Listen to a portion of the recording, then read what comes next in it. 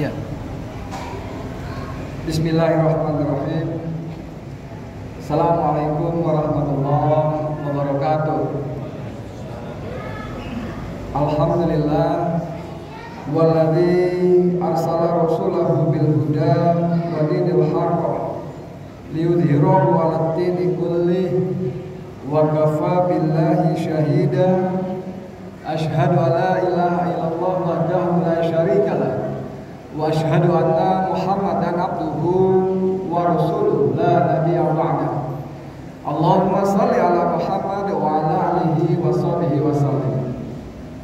Bapak, saudara sekalian yang saya hormati, ibu-ibu yang saya muliakan, alhamdulillah dengan izin dan karunia Allah kita Allah pertemukan lagi dengan Ramadan. Tahun ini entah yang sudah keberapa kali. Kalau usia bapak-bapak 40 tahun misalnya, dikurangi akil balik misalnya 15 tahun, maka sudah berpuasa 25 tahun. Kalau 60, 35 tahun dan sebagainya. Satu hal yang seharusnya menjadi pertimbangan evaluasi kita adalah bagaimana puasa-puasa kita itu seperti Allah janjikan, ya ayyuhalladzina amanu kutiba alaikumusiyam kama kutiba alal ladzina min qablikum la'allakum tattaqun. Apakah takwa yang Allah janjikan kepada kita sudah kita peroleh? Itu yang harus kita evaluasi terus-menerus setiap saat. Bapak, saudara, ibu-ibu yang saya hormati, kalau banyak penceramah mengatakan bahwa Ramadan itu memang syahrul syiyam, tapi ada juga seperti kata Al-Quran, Ramadan itu syahrul Quran, ya kan? Pada di Al-Baqarah dikatakan bahwa Ramadan ini kami turunkan Al-Quran. Syahrul Ramadan unzila fihil Quran hudal linnas wa bayyinatin minal huda wal furqan. Tapi ada juga yang orang sepakat juga bahwa Ramadan itu syahrul jihad, bulan perjuangan. Para ulama lainnya mengatakan bahwa syahrul qital, bulan peperangan. Sering yang dijadikan contoh adalah bagaimana ketika Ramadan masa Rasulullah, para sahabat diisi dengan begitu banyak kerja keras, perjuangan yang sangat menentukan. Disebut-sebut paling sedikit ada 2 peristiwa besar ketika Ramadan pada masa Rasulullah, yaitu yang pertama Perang Badar terjadi pada tahun kedua Hijriah. Para ahli mengatakan ada yang menyebut tanggal 17 Ramadan. Dan yang kedua adalah Futuh Mekah, pembebasan Mekah terjadi juga pada bulan Ramadan. Bapak, saudara, ibu-ibu yang saya hormati, izinkan malam ini saya mengulik sedikit tentang Perang Badar yang terjadi pada bulan Ramadan hampir 1500 tahun yang lalu. Kalau kita baca tafsir Ibnu Katsir, terutama di surat Al-Anfal ayat ke-9 dan ke-10, maka di situ disebutkan itu adalah menjadi salah satu cerita yang paling sahih tentang malam menjelang Perang Badar. Nah, saya ingin mundur ke belakang sedikit. Yang kita ketahui adalah Perang Badar, umat Muhammad SAW berjumlah 313. Sementara pasukan kafir Quraisy yang dipimpin oleh Abu Jahal 1000 orang. Dari jumlah ini saja Bapak saudara yang saya hormati, ibu-ibu yang saya muliakan, sudah tergambar bagaimana beratnya peperangan ini. Saya sengaja menyebut peperangan, bukan perjuangan lagi. Betapa beratnya peperangan ini. Akal sehat kita tidak akan menemukan bagaimana caranya 313 orang dengan hanya 2 ekor kuda, 8 bilah pedang, ya, 2 ekor kuda, 8 bilah pedang, dan yang lainnya jalan kaki. Untanya itu 1 unta buat 3 orang. Rasul Ali bin Abi Thalib dan salah satu sahabatnya gantian naik unta. Jadi dengan perlengkapan yang sangat seadanya, dengan jumlah personil yang sangat terbatas menghadapi pasukan Quraisy di bawah pimpinan Abu Jahal yang jumlahnya lebih dari 3 kali lipat dengan perlengkapan yang sangat hebat.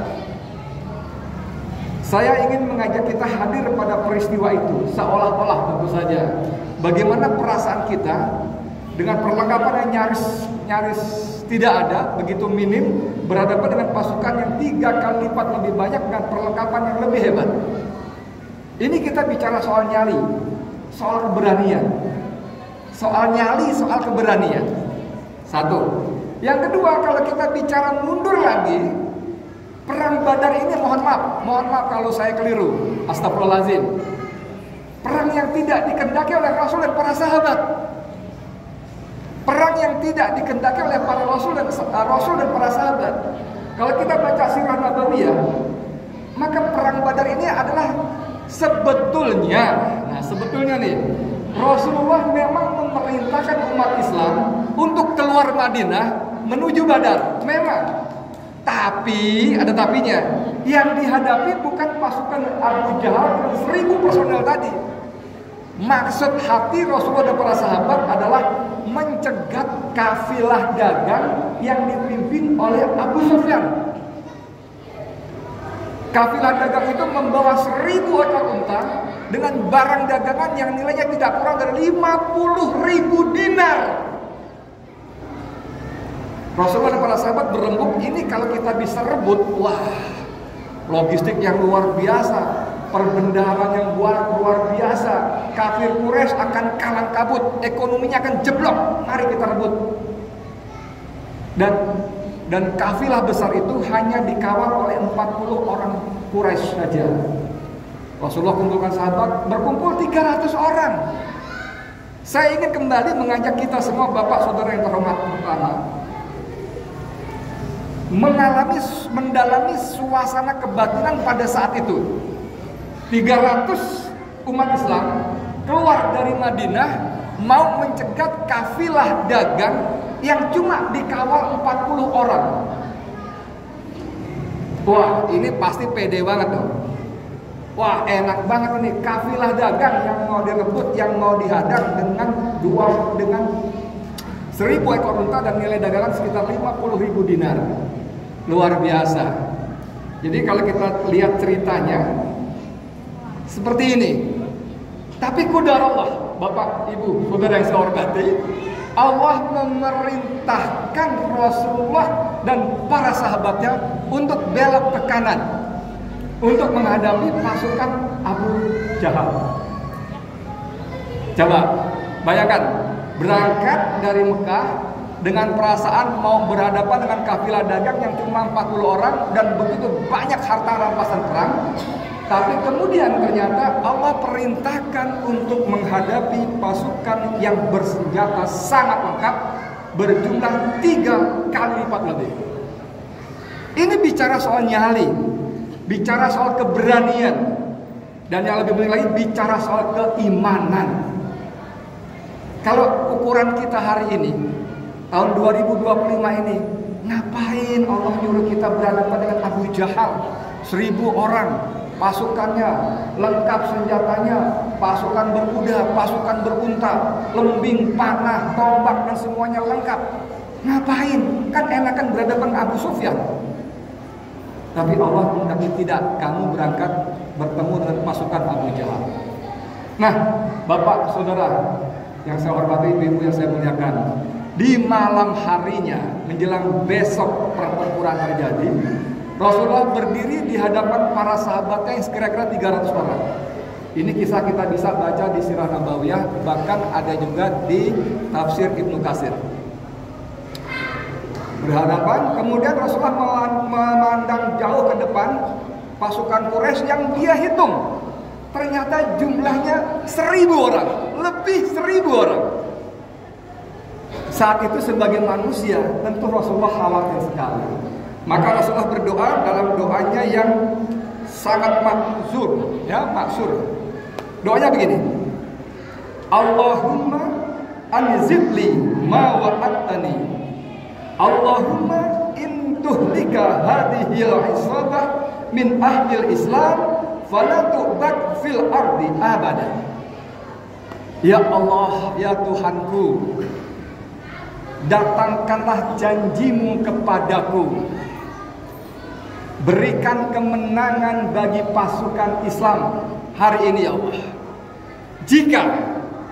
Jika pasukan Islam kalah hari ini Allah, maka tidak ada akan lagi manusia yang akan menyembahmu selama-lamanya.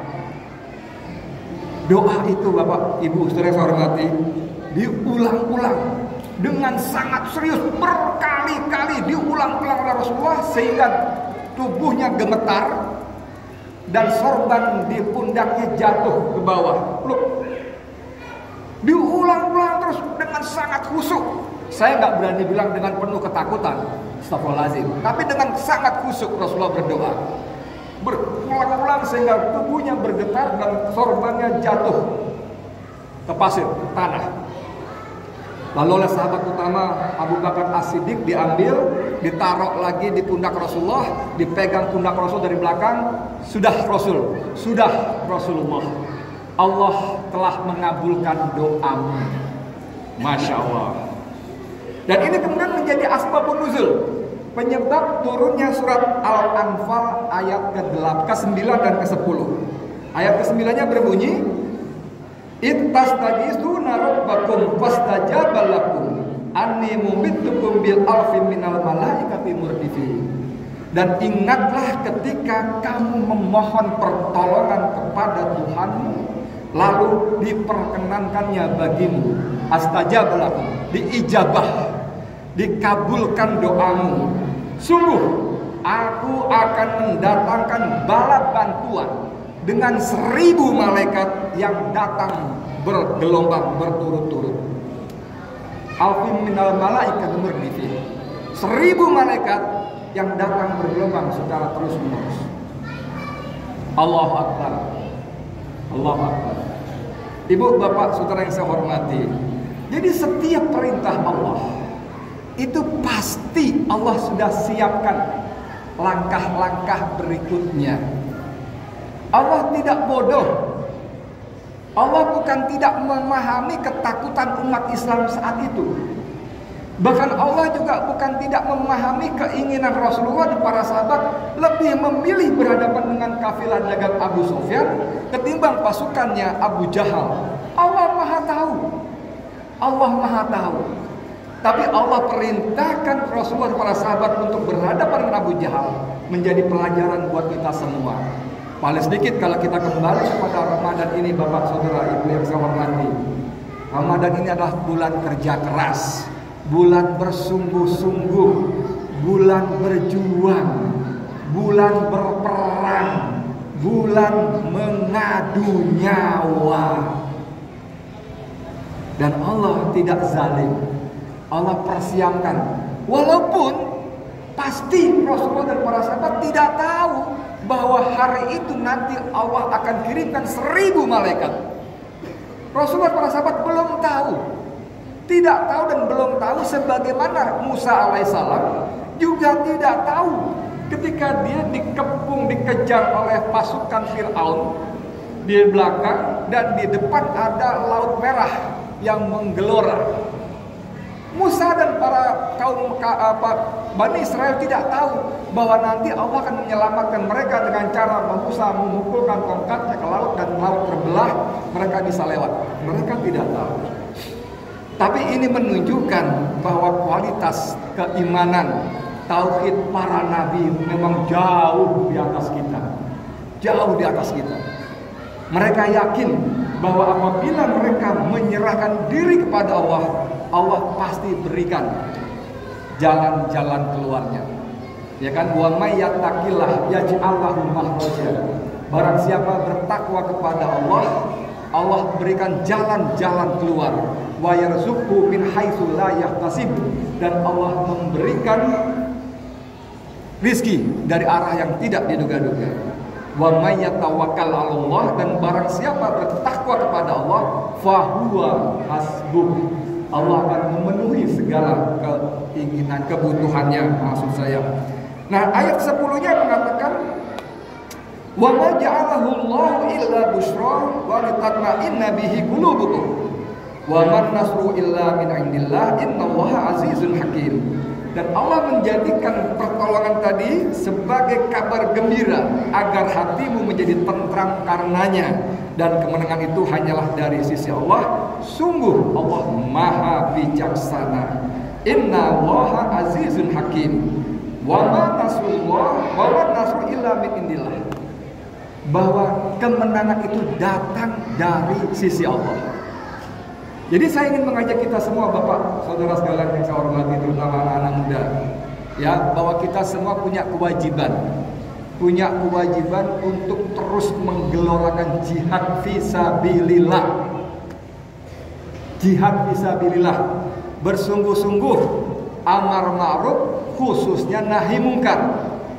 Siang tadi saya dan banyak orang yang lainnya diterima oleh Komisi 2 DPR RI. Kita melaporkan oligarki serakah perampas tanah rakyat di PIK 2 di Sumeneb, Jawa Timur. Yang hadir ada orang-orang dari BPN, anak buahnya Nusron Wahid. Kita sampaikan kejahatan dilakukan Agwan dengan PIK 2-nya di Tangerang. Teman-teman dari Sumeneb menyampaikan kejahatan oligarki perampas tanah di Sumeneb, Madura sana.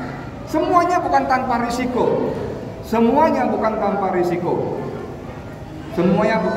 risiko. Tapi kita memilih untuk mengambil jalan ini karena kita tahu ini kezaliman yang sangat besar yang di backup oleh penguasa di masa silam. Bagaimana penguasa di zaman Joko Widodo memberikan peraturan Kepres dan lainnya sebagainya yang memberi peluang bagi oligarki untuk merampas tanah-tanah rakyat di Banten, di Rempang, di Sumeneb, di Morowali dan sebagainya dan seterusnya. Alhamdulillah tadi DPR memberikan respon yang cukup baik. Mereka akan membuat pansus, akan mengevaluasi PSN proyek strategis nasional yang kita plesetkan menjadi proyek 9 Naga. Ini bagian dari perjuangan dan ini momentumnya Ramadan. Kita semua punya tugas masing-masing dengan kapasitas dan posisinya masing-masing. Jangan jadikan Ramadan sebagai dalih untuk bermalas-malasan, Bapak. Kita mundur tadi bagaimana 300 orang berhadapan dengan 1000 orang yang bersenjata lengkap yang tidak dikehendaki. Yang tidak dikehendaki dari awal. Tapi Allah sediakan pertolongan dengan menurunkan 1000 malaikat.